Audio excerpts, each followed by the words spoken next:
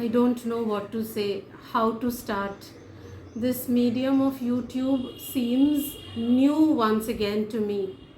But before I start, let me be grateful to God, to my subscribers, to my family, friends, well wishers for your prayers and support that I am alive today. Welcome to Roop's Life and Lifestyle.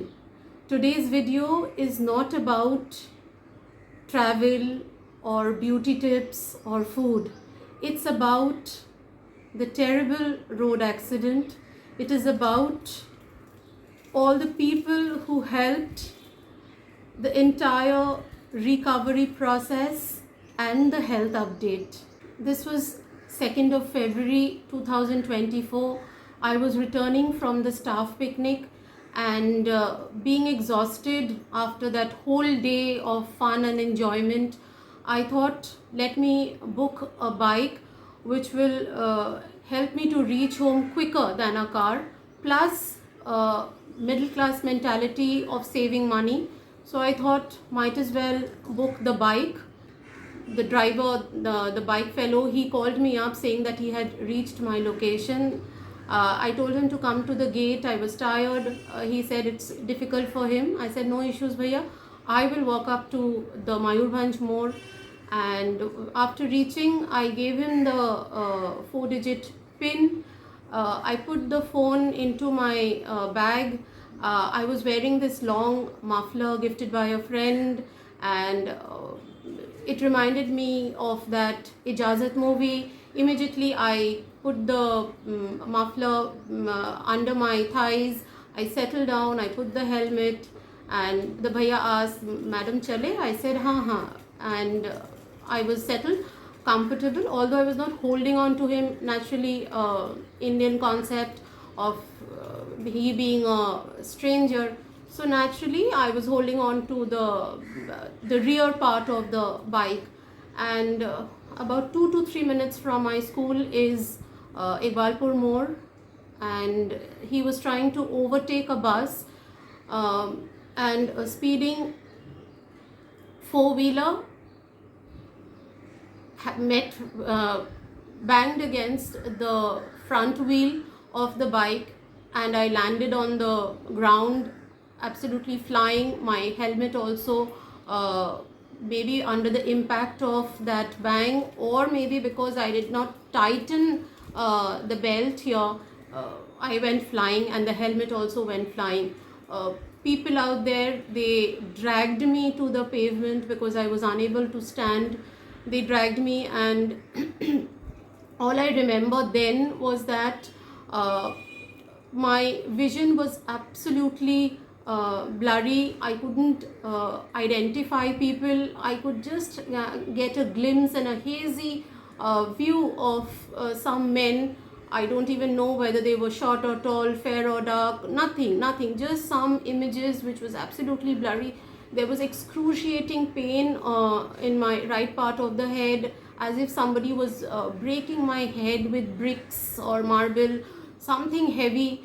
And in that moment, I had that presence of mind not to call my husband because he was attending a wedding. I thought, let me call up one or two ex-students who are local. Somehow I took out my phone, although I couldn't remember my password. I struggled to remember it with the throbbing pain in my head. And I called up Nazim. I couldn't get through. I called up Junaid, and I told him that I'm somewhere lying in Iqbalpur. I've met with an accident. Initially he thought it was a joke, and then he said that since he was in the office, he's sending boys. After that, I don't remember, but I was told later that I had also called up Asim, and I narrated the same thing to him, and he said he's sending boys soon. And within a few minutes I lost consciousness. After that, Asim and Junaid called up some other students, and later I was told that Adiluddin, Saifuddin and Shayan Hashmi had come immediately within 2 to 3 minutes, and put me into the cab and took me to the emergency in the nearby hospital. And a big thank you to these students for coming to my help immediately. Otherwise, I would have certainly lost my life. Uh, this happened about at 7:45. By 8 o'clock, I was already at CMRI, and in between, I was gaining consciousness for a few moments, and I was again losing consciousness. They had called up the school management, and both Clive and Balwant, they had come to school to help out, and they then called up my husband and daughter, and then my husband called up my mom and sister, and they all reached. My husband came around 10ish. My mom and sister reached around 11 o'clock. By 1 o'clock also, the doctors were not certain about my survival, and there was constant internal bleeding, and doctors were suggesting that there should be a brain surgery. And because despite a lot of injections given, the internal bleeding, the brain hemorrhage, that was not stopping. So but thankfully at around 1:30 the bleeding stopped, and I didn't have to go through the surgery. There were multiple other wounds, injuries, but the major ones being the brain hemorrhage on the right part of my head. Also, my neck spine, C3 and C4, got compressed. We have a curvature in our neck which became straight and compressed due to the impact of the accident. And there was also a hairline fracture in my sacrum bone on the right. And because it happened in the hip bone, it's such an area that I cannot wear or use a plaster, and therefore complete 8 to 10 weeks of bed rest was advised. I was discharged in the evening on the 5th of February. I came home in the ambulance, and I remember seeing some of CV's friends, and also the downstairs, the tea stall bhaiya, Ramesh, Sujit, how they extended their help in carrying me in the bed sheet to the top floor. I live on the 4th floor. It was a difficult and very tough to carry me, and giving me support so that I don't turn too much, or there is not much movement. It was very difficult, but I am grateful to these people to come forward and help me out. Then the journey began at home.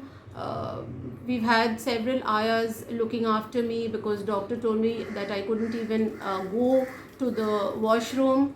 So these ayahs were of extreme help.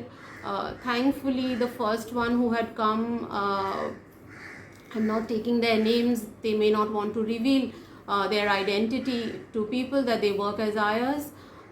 So guarding that, respecting their privacy, the first one who had come was an old lady, very experienced, and what I remember of hers was that the first day when she walked into my room, she was like,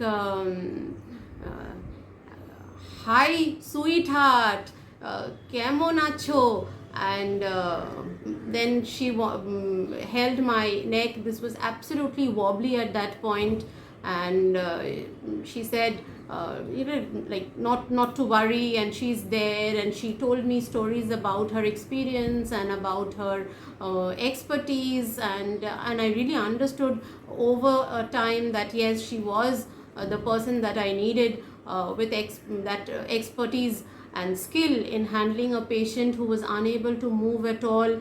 My right leg was not moving even a bit. My right neck, the entire neck, The right part was paining, the neck was absolutely wobbly. I was in extreme discomfort. There were bruises all over my right arm, right backside, right part of the back. Along with all this, gradually I started developing medical complications. 2 days after returning home, I started having fits and seizures. These are uncontrollable body movements. We panicked at home. CB called up the neurosurgeon. He prescribed new medicine to keep this under check. Then right part of my head was paining so badly I couldn't comb my hair. So after a week of returning home, one morning I was trying to touch and feel this area, and I found that a part of the right side of the head was very very soft, almost like a rotten orange. It felt so liquidy, this part. I panicked. I was like, God, what's happening to me? Again, CB called up the neurosurgeon. He said not to worry. It'll take time. With time and with medicine, that part will heal. Now, I was losing tremendous amount of hair out of stress, out of trauma, and also because of the injuries in my head. This part of the head still feels not as hard as other part of the skull, but the process is still on. Then after a couple of days, it was noticed that the bottom of my feet was turning black. We panicked again. I thought probably I was dying. And when CB called up the doctor, we were told that due to inactivity, it usually happens like that, and it will become better with time. Then towards February end, I started noticing that with very slight movements of the body also, there was a cracking noise, cracking sound in the different joints of my body, the shoulder, the wrist, the ankle, the knee. All this was cracking, and again I panicked. I thought maybe my bones have become so brittle that I will die, and my bones will all break and become powder. And again CB called up the doctor, and he said that not to worry, it is because of constant lying down and no activity in the body, that air has accumulated. With time, with physiotherapy, once she starts standing, walking, etc., that will gradually become less. Although the nights were very very difficult, sleeping in one posture constantly 24/7, I was lying on my back, or slightly turning to my left with the help of the ayah or the family member. When I could move to my left on my own, that also was celebrated. So there was this mix of anxiety, difficulty, pain, discomfort. At the same time, little things of turning, bending was celebrated. Women's Day was celebrated by my friend Sylvie. These were little things which gave me immense happiness. That entire phase of 8 to 10 weeks, firstly the first 8 weeks was very very very very challenging. There was extreme pain, and the doctor, he suggested that I should wear the cervical immobilizer, not this one, the one that you have seen in the thumbnail. That guard was to be worn 24/7. Only when I'm sleeping I had to open that. But I also had the sacrum bone fracture, for which I had to lie down constantly so that would heal. And if that did not heal, then I had to go through a surgery and put screws in the sacrum bone. So naturally it was a very contradictory situation, and which one to prioritize we did not know. So since that indicated that I have to go through a surgery if that does not heal, and I can't use a plaster, so naturally I ignored the neck, and because I was lying down constantly, gave more focus to the healing of the sacrum bone fracture. We called up the doctor said if she can't wear this guard, then at least ask her to keep still and to lie down absolutely straight, head also straight. But because I had pain here, wound here, I could not keep my head straight. It was always tilted to the left, and that increased the neck pain. It did not help it to recuperate fast. But again, it was a very wobbly situation and a contradiction, and I had to keep my head tilted to the left so that this part does not hurt. Then there was this issue that I had to be given cold compression thrice a day on all the bruises on the right part of my body. It was absolutely black and blue, but because there were cold compression given, and it was like early Feb and it was still cold in Kolkata, so naturally I caught a cold and I was coughing and sneezing. Even that cough was giving me immense pain to the head and to the neck because of the jerks. I started breaking my cuffs into smaller parts. These are like silly things but simple things that, okay, if I'm going to cough, let me suppress the cough a little bit. I somehow managed to learn that.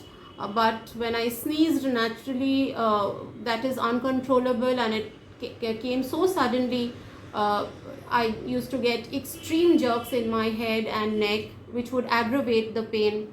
But all said and done, all these things were going hand in hand. Every time I had to have medicine, which was about 3, 6, 9 plus Pandy in the morning. So there were 10 pills to be taken in every day. And every time I had to lift my head, which I couldn't, the ayahs, they used to, keep their hand below my neck and help me. But every time that was not possible, it was so painful to lift my head to have the medicine. So gradually, I learned to do ordinary things in an extraordinary way. I started having my pills lying down completely. Please don't try it at home. But I'm just saying that I used to lie down flat on my back, and without lifting my head, I started learning how to take medicine lying down. That even having food was difficult, but a backrest was bought, and with that, in an inclined position, I used to have my meals. That was breakfast, lunch and dinner. It was a very, very tough time. More than that, what was extremely difficult was taking help from these ayahs. I had my daughter in the C-section, and I had a full-time attendant in my cabin those days in 2010. But even then, I did not use the bedpan. I used to go to the adjacent washroom. And being in my senses, being the kind of person I am, always been very, very self-sufficient, independent, energetic, full of life. It was a very tough phase of my life to be, not even going to the other rooms, just being in one room, in one part of the bed, not being able to move. And every time I had to pee, I had to call her, and it was tough. It was very, very tough. I'm not the kind of person nobody would, but with my nature, it was even more difficult to take their help. Very, very, very difficult part was to do susu potty on bed. It was very, very difficult.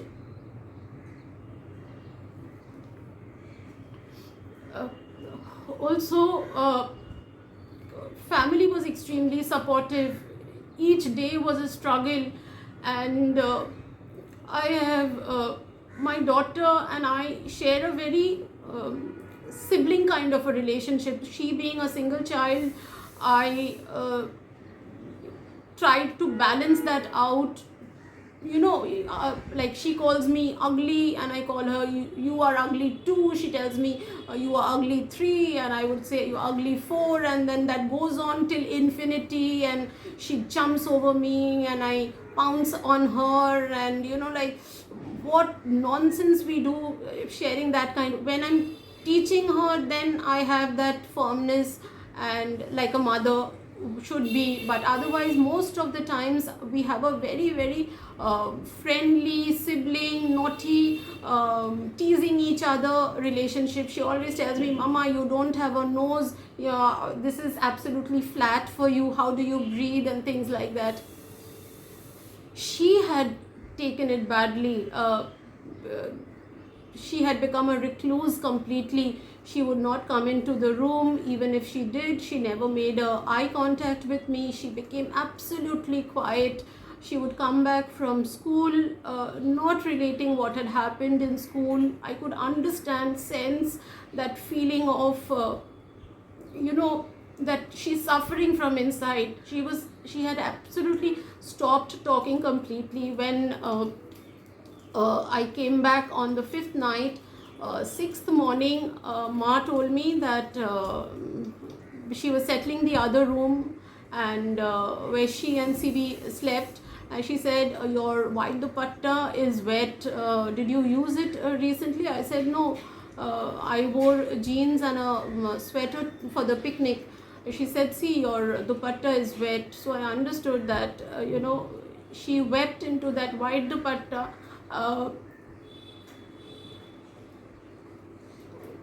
But she did not express that she's sad or she's grief stricken or anything. Kudos to her for being able to maintain that 100% attendance, despite all the struggle that was going on in the house, all the difficulties, the challenges, but she wanted to keep that attendance. So of course, with CB's help and support, she was able to maintain that. Her final exams came in, and I remember on the 2nd of February when I met with this accident and I was in the ICU, I kept telling my sister, which later my sister told me, I don't remember.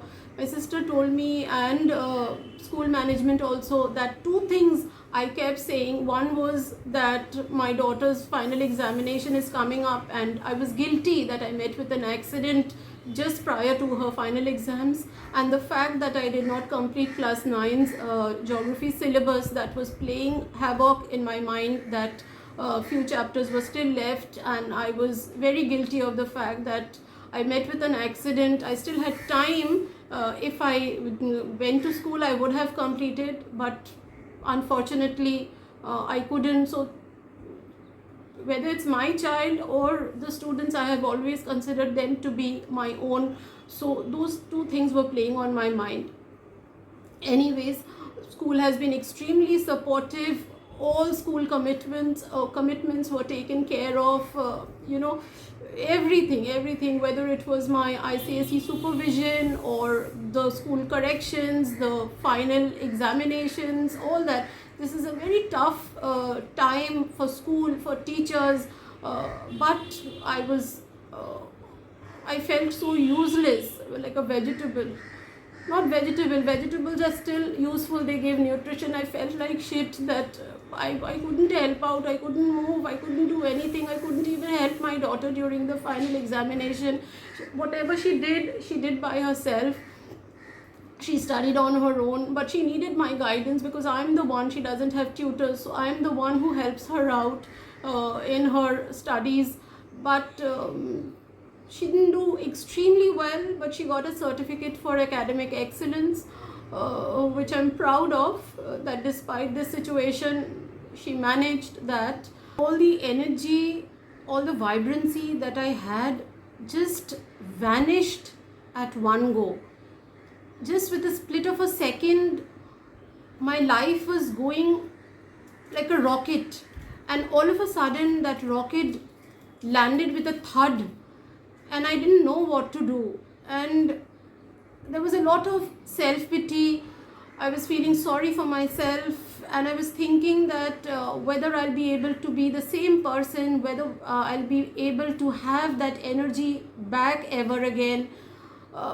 After relentless venting, I think the real perspective set in.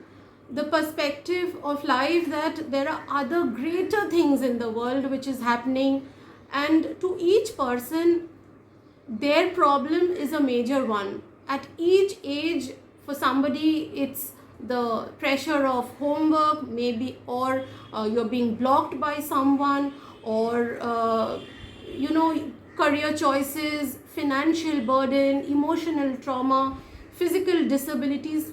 Every problem is a major one to whoever is facing it. Giving due respect to all that, I was feeling that mine also was a major struggle. That I was at home, I was in the bed, I couldn't get up, I had to depend on people for help. Even if a part of my leg was scratching, I could not scratch it. I had to call the ayah, Didi, iktu opore, iktu niche, na, iktu left, iktu right. I started accepting that. I'm a almost borderline OCD. I have a problem if things are not aligned, if they are not kept properly, if things are not in symmetry, if it doesn't look neat. But when they put the bed sheet, when the flowers of the bed sheet were not aligned, when they were not straight, I was helpless. I looked at that. When she put my nightie in the line and did not straighten it, I had a problem with that, but I could not get up to do anything about it. So slowly, I started accepting all that. That okay, these are simple things, these are negligible little things one needs to ignore. And the perspective to life was changing. All this while, I was taking so much stress on myself in putting the life in order, to be perfect at home, in school. Everything has to be neat. Instead of calling the service staff, I would often pull the chair in the staff room, bring my projects down, correct it, put them back, not waiting for anyone's help. But that changed. That even if there is a dust here, if there is a little things which are not kept proper, it is all right. So, and the story of last leaf, there has to be a leaf outside the window, and looking at that leaf, the patient became better, but I did not have that last leaf drawn or the real leaf outside. My real leaf, that last leaf, I had to look within. I had to think of my commitments, my responsibilities, my passion, my daughter, my family, my children in school, my job. All that were the different leaves which kept me going.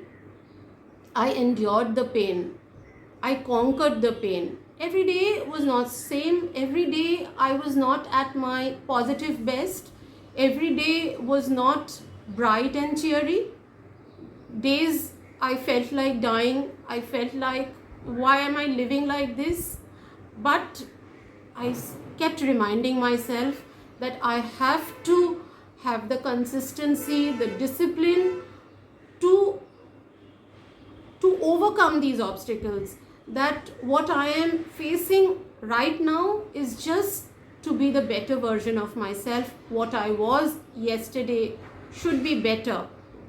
Today should be better than what I was yesterday. My tomorrow will be even better. All these thoughts self-motivated me to endure all that struggle. I started recovering when this became all right, that okay, accept your pain, it wasn't your fault, let's cooperate, let's think positively. Unless I was thinking right from here, my body was not reacting right. There were multiple visits to the hospital later on, then physiotherapy started, and Torun Babu, he was an excellent physiotherapist. 18th of March, I visited the doctor. 18th night, he started with my physiotherapy. 19th evening, when he came home, he made me stand on my feet. That was for a brief couple of seconds, but I saw the joy, how jubilant CB was. He started clapping like a young child, seeing me stand on my feet. That was bliss. That was pure joy for me. That was love. He hardly expresses much love. It has always been a lot of action. Through his action, he has shown love. But the way he was clapping, seeing me stand, I knew it was a burden on him to see me like that, because he's never seen me lying down. I only lie down when I'm sleeping. Otherwise, I'm up and about all the time, doing this, doing that, always doing something or the other. But this phase was difficult. Anyways, slowly Torun Babu taught me how to use the walker. He used to make me walk from one room to another with the help of the walker. That continued for 10 days. Then I shifted to the stick with this neck guard, the waist guard, this waist guard, and my stick. I was all guarded at all times to be be a little more confident in my movements. I kept reminding myself that there is something inside me which is stronger than any problem that I face, and I took it up as a challenge that I have to overcome this with extreme willpower and the love, support, and the prayers of my family, my friends, my children. I've been able to overcome most of it. A big thank you to CB's friends, Jointo, Shonju, Deepeshda, Bej, Obhijit, Duke, Shoikot, Shumit, and their wives. Big thank you to my in-laws, Deepnath Da, Choddi, Didi Bhai, Chodda, Pulmashi, Mama. Also a big thank you to CB's principal, Dorothy ma'am. Ma'am, I've been using that holy water and holy oil daily with a lot of faith. Although I have never ever asked God to reduce my pain, I always prayed for more endurance, more strength to combat that pain. Thank you to his colleagues, Michelle, Vinita Di, Vinisha Di, Jointo Da, his students, Rebecca, Sriporna, Sritoma, Aryan. Thank you to mom's colleagues, Rita Miss, Mrs. Marie Gasper, for lifting my name in prayer at Pota.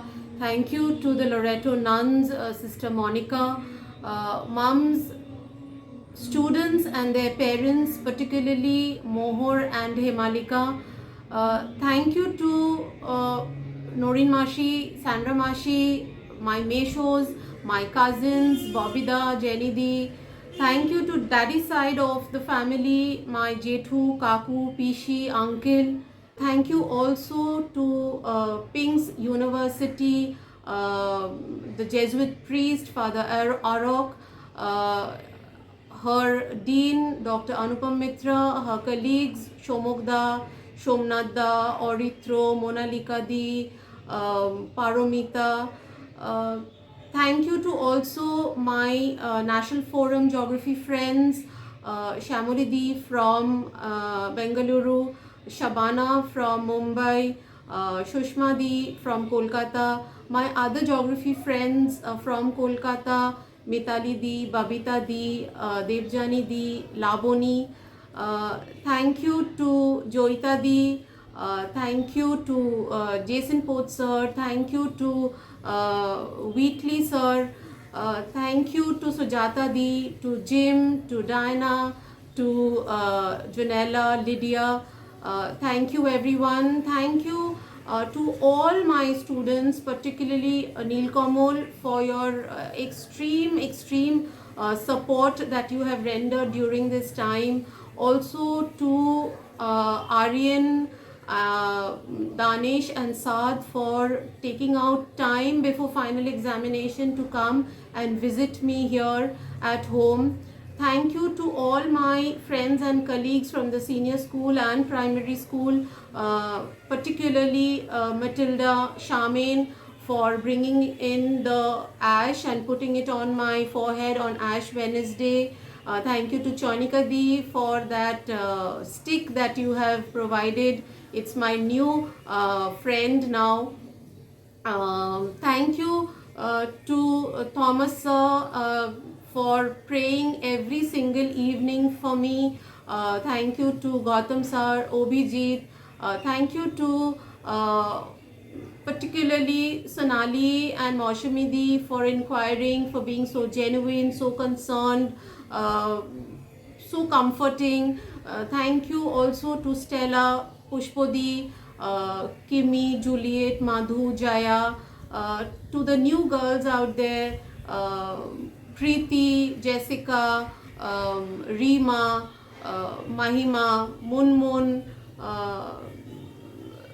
Thank you to all of you. Thank you to Merlin Miss, to Pushpa David, to Anita Miss for those medals, to Pakyam. Thank you.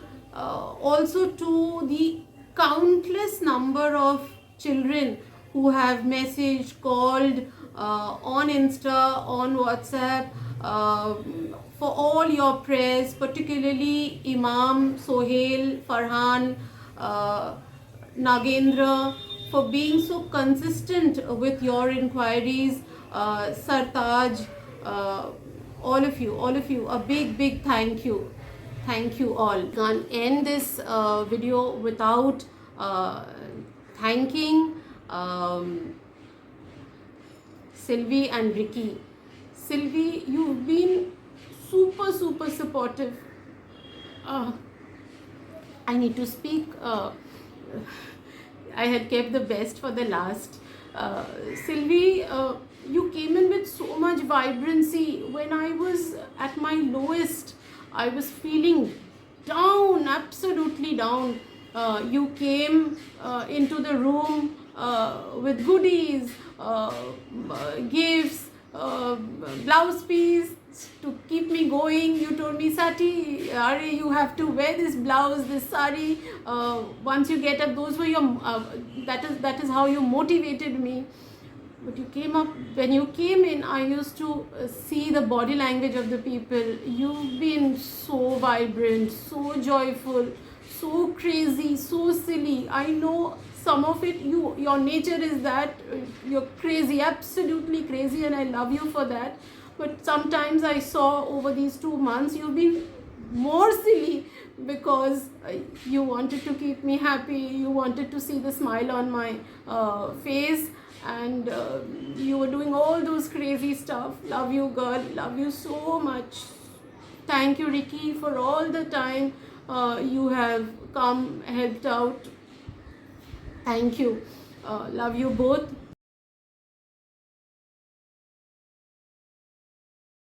I must mention here that school has been super supportive. I think I already mentioned, but I can't thank enough for all the support, all the cooperation, all the understanding, the compassion that both of you have shown. Thank you. Also, I'd like to mention one little thing about Saif.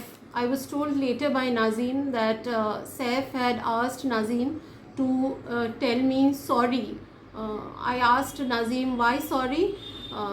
Because ma'am, you were unable, Nazim answered that ma'am, you were unable to get into the cab by yourself. So Saif had to touch you and pull you by your arm. So Saif said, sorry for that.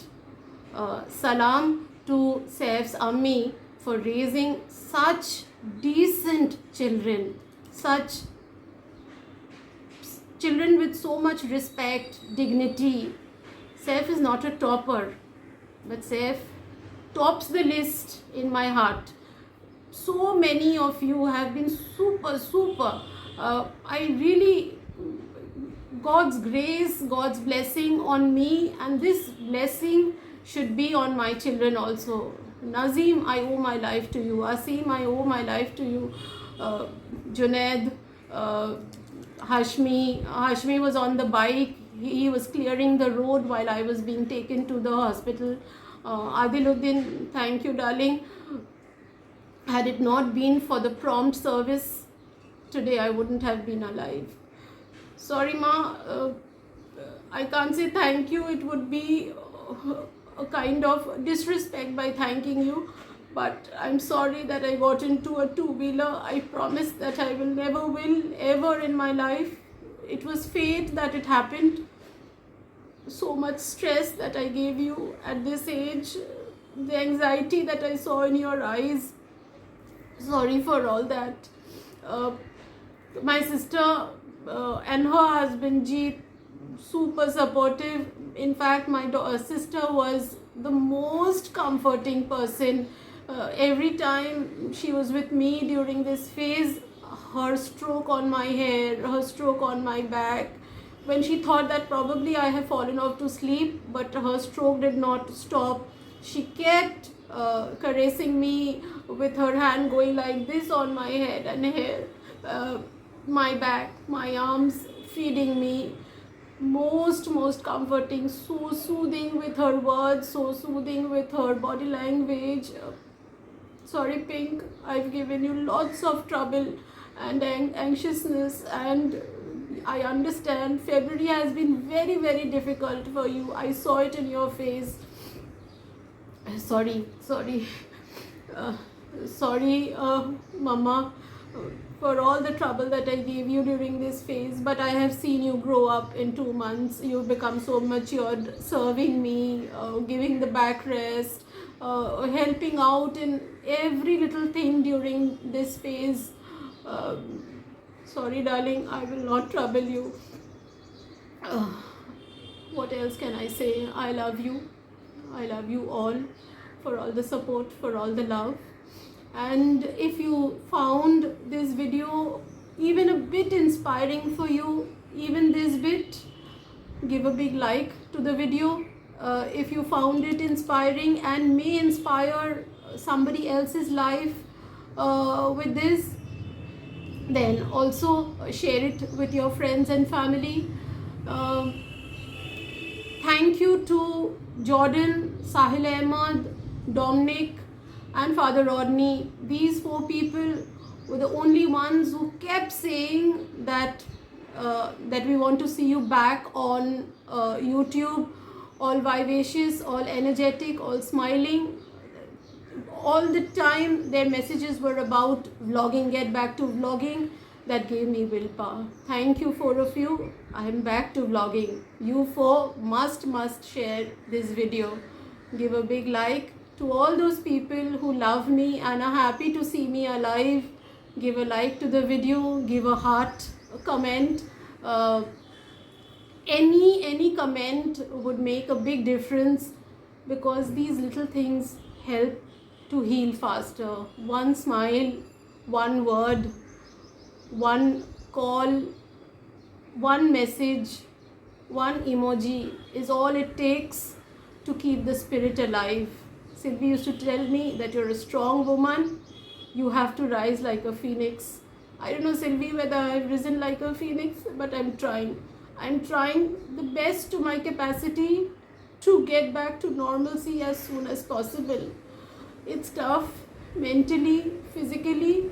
It was very tough. It still is. But I am not the one to quit. I am not an escapist. I am not a quitter. I will fight to the last to win. I am competitive. And I will try my best to compete in this life, to try as much as possible to lead a life of purpose. And my purpose of life is to be that inspiration to my children.